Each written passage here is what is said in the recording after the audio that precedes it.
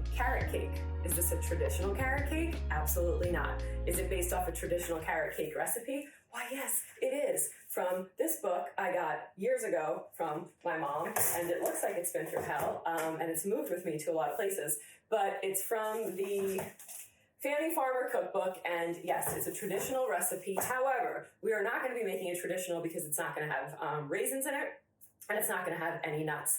The original recipe calls for walnuts and golden raisins. We are not going to be doing that. The original recipe also calls for a honey butter frosting. We're going to be doing a cream cheese frosting because that's what I like.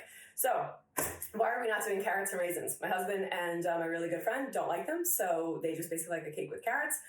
So that's what we're going to be doing because that's what they've requested is this cake.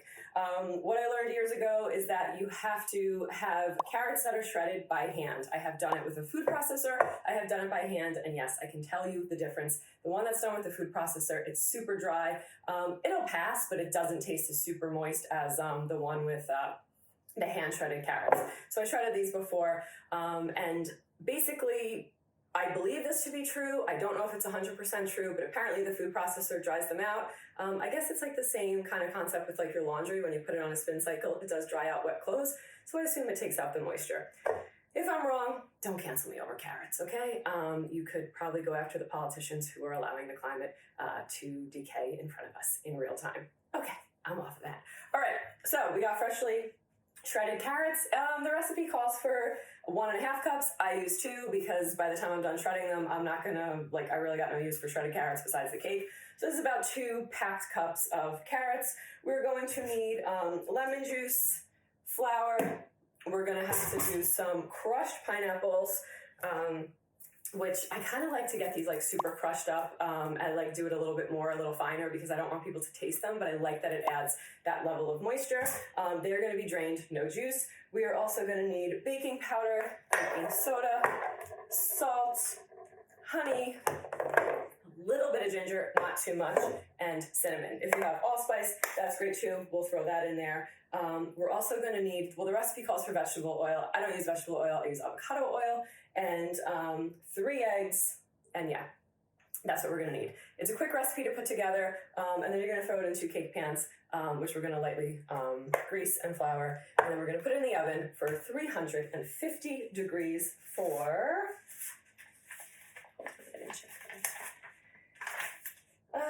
45 minutes. Okay. That's for loaf pans. I would say 35 minutes for the 8-inch rounds. Keep your eye on it, whatever. Don't set the house on fire. Okay, so let's start this up. I have a KitchenAid mixer. You can use a hand mixer for this. You don't even need a mixer. You can use your hands if you want. But I have a KitchenAid and I love this thing, so that's what we're gonna use. Okay, let's put all this together and let's do it. So what do we got? We got dried ingredients, which we're gonna put in this bowl. We are gonna start with 1 teaspoon of baking powder and 1 teaspoon of baking soda. So here's the baking powder. This is the baking soda. 1 teaspoon of salt. Do it easier while I was on. We're gonna do 1 teaspoon of cinnamon. This I'm gonna just eyeball, kind of. I kind of know what these things look like. Just with the baking soda and the baking powder and salt, I like to be really strict with the measurements just because if you overboard with that or don't put enough, you're gonna ruin the whole thing. Cinnamon, it's just about the flavor. Okay, a little bit of ginger, not too much. Just for a little bite, because I don't have any allspice. And then we're going to do 1 1/4 cups of sugar.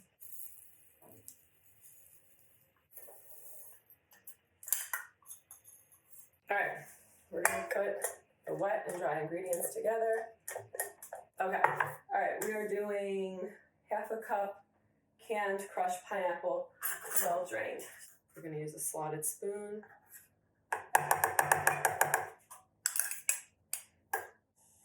Got our pineapple. Perfect. Put that in there. We have our carrots. Put them in there.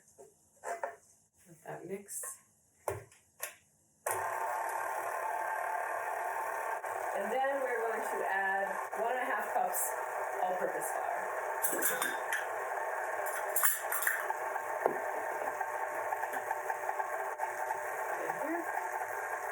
Alright, that's mixed in. That looks good. Spoon it down.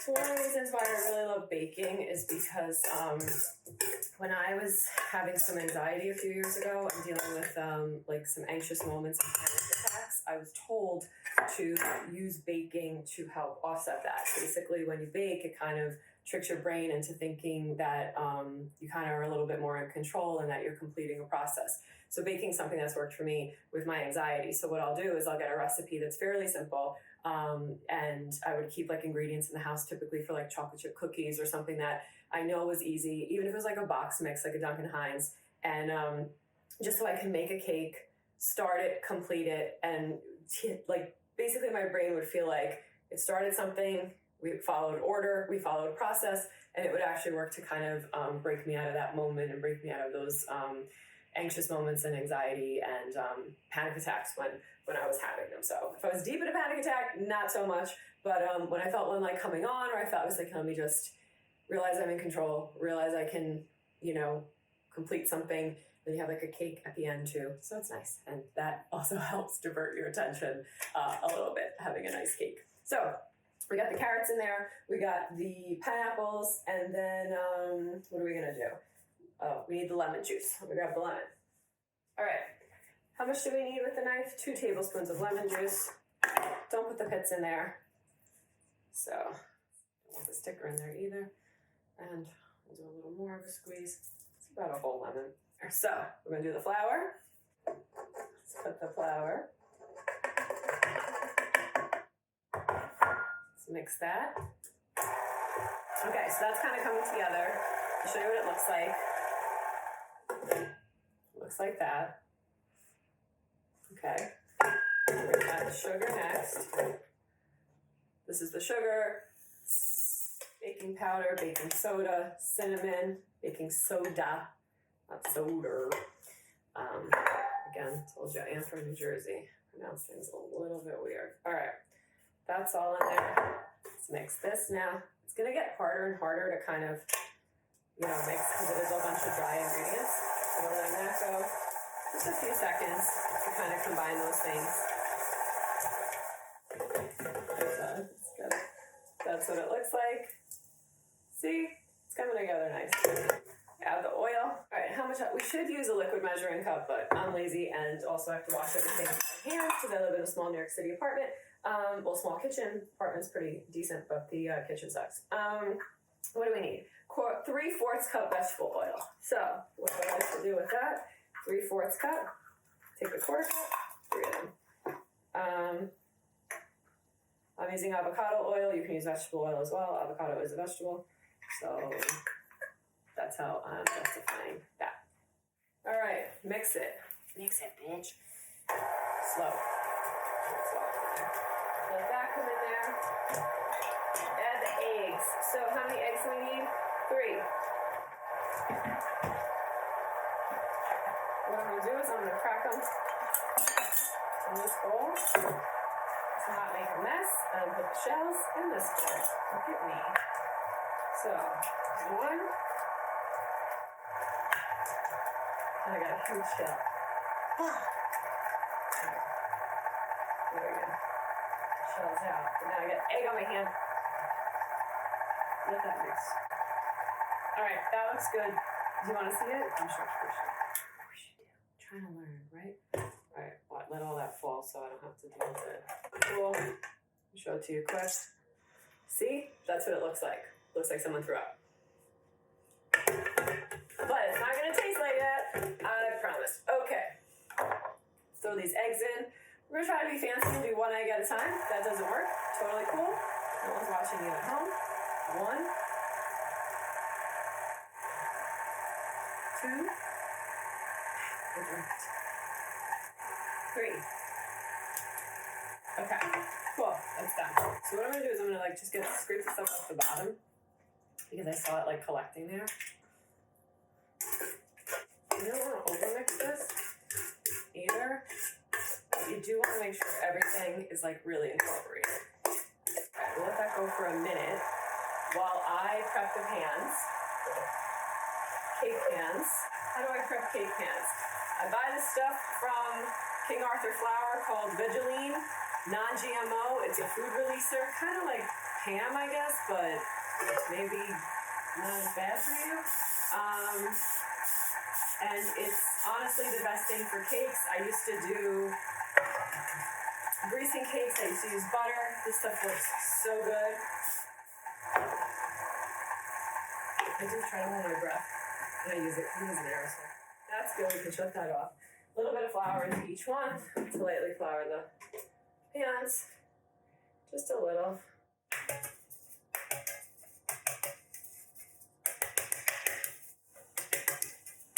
You don't want to overdo it with the flour either, but I also don't want the shit to burn because it is very liquidy.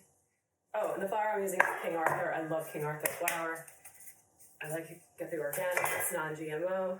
That's what I use. Okay, one little mix to get it all kind of together before we put it up. And then we're going to lift this up. We're going to scrape all this off. Get all that flour off. So baking's cool. I do prefer to cook over bake because you got to be so precise with baking. You mess one thing up, it could, the order, the amount, the weight, like especially when you're doing bread and you're doing things like that. You really got to be on it when you're baking. So cooking sometimes is a little bit easier for me. But if you need to have something like a plan, baking's good if you're one of those people. I can cook better on the fly. So we'll do that. We're going to split this in between the two pans. All right. Oh, fuck. Motherfucker. Okay. Cool. Done. Oven. 35 minutes. It says 45. We're going to do 35 and watch. We don't want to fuck all this up. We just worked. We don't want to burn this shit. All right. Cool. Let's throw them in the oven. And I'll see you back when we're going to make frosting. Okay. So our cakes needed 35 minutes. They're done. They are cooled. I had them sitting here. We're going to plate them. And I'm going to make some frosting. So you should really use a knife for this, but I gotta be honest, I'm kind of tired. So we're gonna use a fork. And I'm sure it's released. I'm sure there is a more professional way to do this, but this is how I do it. Whoop. I take the cake. I like to shake it a little bit, and then I like to flip it over. So that looks good. So I probably should have used 6-inch pans. It would have been a little bit more higher, and I would have gotten a little bit more height. Again, this is just for my husband and I, and my friends. So we're not really concerned. We just want to eat good cake. And honestly, we like a lot of icing, so that's why I do 2 layers. Again, this is meant to be fun. It's meant to be relaxing. If you're stressing about it, please don't. So we got that one. I'm going to place it over here while we make the icing. So basically for this icing, you need 1 package of cream cheese frosting to 1 stick of butter, 5 cups of powdered sugar, confectionery sugar, a little bit of vanilla, and I like to throw in a little bit of sour cream. But don't tell them because they don't like sour cream. We are going to take 1 stick of butter, which I've had sitting out here and softening. Also, cream cheese is really expensive now. I went and this was like $5 at the bodega, which is crazy. Okay, this is nice and soft. So again, 1 thing of cream cheese to 1 butter, and we'll see if that's going to be enough because this crew really, really loves frosting. So I want to make sure I have enough because they will always tell me I never make enough frosting for them, and they want more. 1 cream cheese. I love cream cheese frosting. It's one of my favorites. I love it on a red velvet cake. That's my secret obsession, I guess. I never really liked carrot cake. I never ate it because I really wasn't that into carrots. And then because of my husband, I made it for him once. And then I tried it. I was like, oh, this actually tastes pretty good. But I was never really into it. I never ate it as a kid or anything. So take this cream cheese, toss that baby in, and then we're gonna take 5 cups of powdered sugar. So usually these are a bunch of half bags I have left, which You gotta do what you gotta do, but normally I just throw the whole. I think I put 2 boxes or 1 box. I don't know. 1.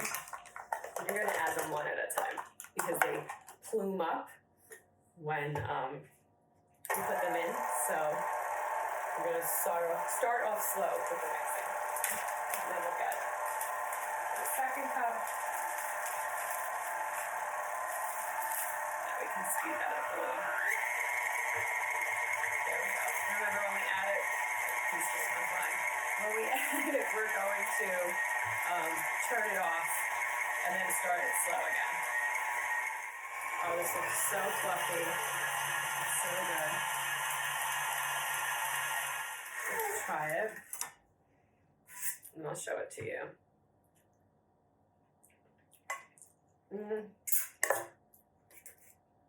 It's quite cream cheesy still. Let's add the final cup. And then I will stir this down. A bit of vanilla now. I don't have any, we ran out, and the place that I order from, I usually have to do like a big order. I'm not going to just pay for shipping for 1 vanilla, so not going to do that. All right, put that in there. I'm making a mess. It's okay. I'm the one who cleans it up. We're going to add our sour cream. I'll add like, I'm sure it's good.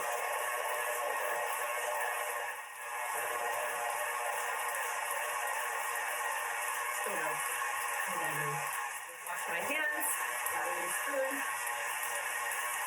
I'm going to add 2 teaspoons, 2 tablespoons of this.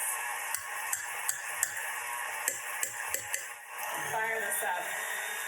So good. Okay. Looks good. Let's get that. That was supposed to happen. Here goes my fork. So when I was on set, I filmed a show at Complex called Pizza Wars. And when I was on set, I was the culinary producer of that show, and I had to do all of the dishes. So there was no dishwasher on set because they don't want the dishwasher running, because on set kitchens, you have basically the kitchen that they're cooking in and filming in, and then they have the kitchen behind it. They like share a wall and they share the plumbing and stuff. So there are no the dishwashers cannot be running while the show is filming, but you have to be doing dishes and you have to be cleaning up and prepping for all the phases. So on that show, they would make like 5 pizzas per episode. It's like maybe a 10-minute episode, and they would cook 5 pizzas. It would be like a 12-hour day, and yeah, exhausting. And I had to do all the friggin' dishes. So I did do the dishes, and you'd have to do them in between takes and in between cuts, because otherwise you would be there after the talent is gone, and then the crew is there helping you, and well, not helping you, they're doing their thing and cleaning up, but you'd be there with them late cleaning up and doing dishes. So you try to like figure out how to get the dishes done while you were filming. So yeah, but I wish I had a me here who does the dishes.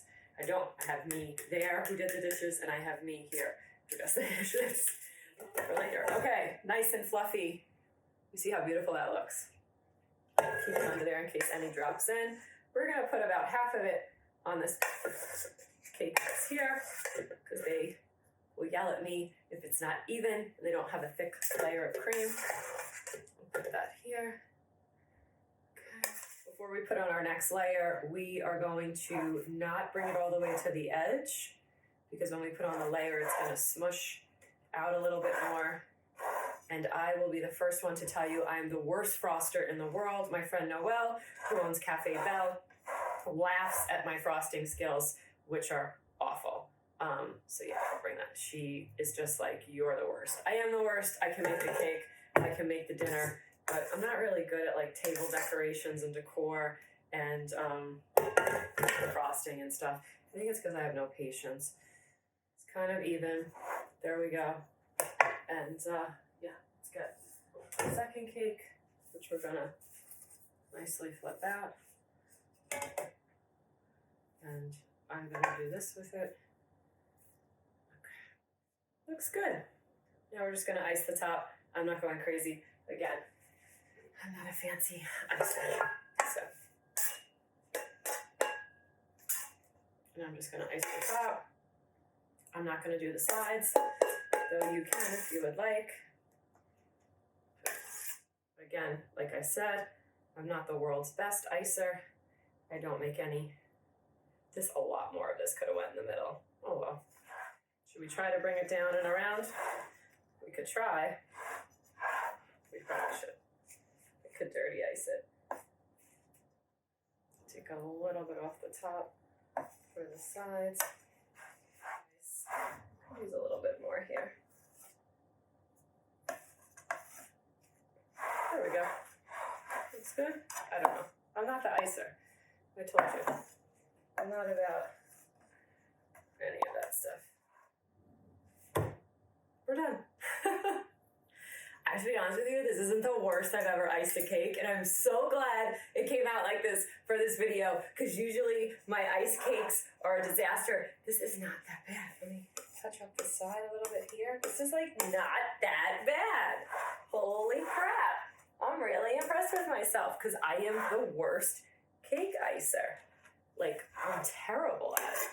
Okay, I should probably stop. I'm still terrible. Don't worry, I can still see that little spot over there. Let's try to fix that. Hold on, I'm doing this while looking in the camera. There we go. I'm gonna stop while I'm ahead. Carrot cake. Didn't take us that long. Oh, the frosting's good. And we only needed 1 package of cream cheese frosting and 1 package of butter. And I'm gonna eat what's in this bowl.